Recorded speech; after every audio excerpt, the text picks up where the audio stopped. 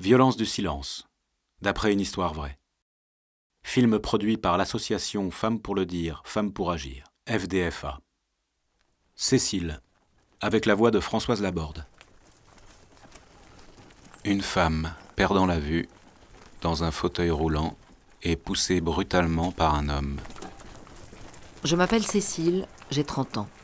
Je me suis mariée il y a 2 ans avec Nicolas. Je perdais déjà la vue progressivement. Et puis, on m'a diagnostiqué une myopathie. Elle a eu une évolution rapide et très vite, je me suis retrouvée en fauteuil. C'était compliqué de gérer cette nouvelle façon de se déplacer et surtout d'accepter ce double handicap. Je comptais sur Nicolas pour m'aider, mais lui, il a changé. Je pense qu'il n'a pas supporté ce nouvel handicap. D'abord distant, il est rapidement devenu odieux, violent, pervers. Sauf quand il y avait des gens autour de nous. Alors, il redevenait gentil, comme avant. Notre quotidien est très vite devenu invivable. Les disputes éclataient pour un rien.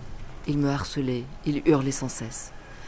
Dans l'appartement, quand j'étais dans mon fauteuil, il me faisait tourner à toute vitesse et me lançait contre les murs. J'essayais de le retenir, mais il était plus fort. Et ça le faisait beaucoup rire. Il m'a battue, souvent. Il inventait des jeux quand nous étions à l'extérieur qui m'humiliaient.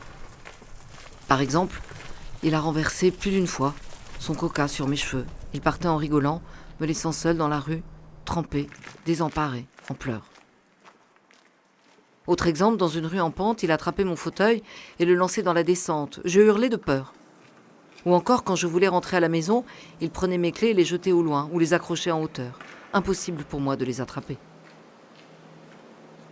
Aujourd'hui, je voudrais divorcer, mais je pense que je ne peux pas.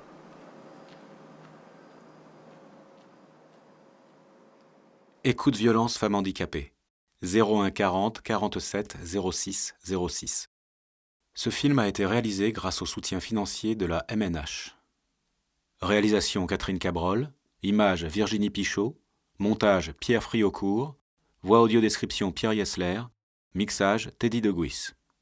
Maudy Pio, présidente de l'association Femmes pour le dire, Femmes pour agir FDFA, remercie chaleureusement toutes les personnes et institutions qui ont collaboré aux violences du silence, et particulièrement Françoise Laborde, journaliste et écrivaine, et le centre Hubertine Auclair, Centre francilien de ressources pour l'égalité femmes-hommes, pour son accompagnement.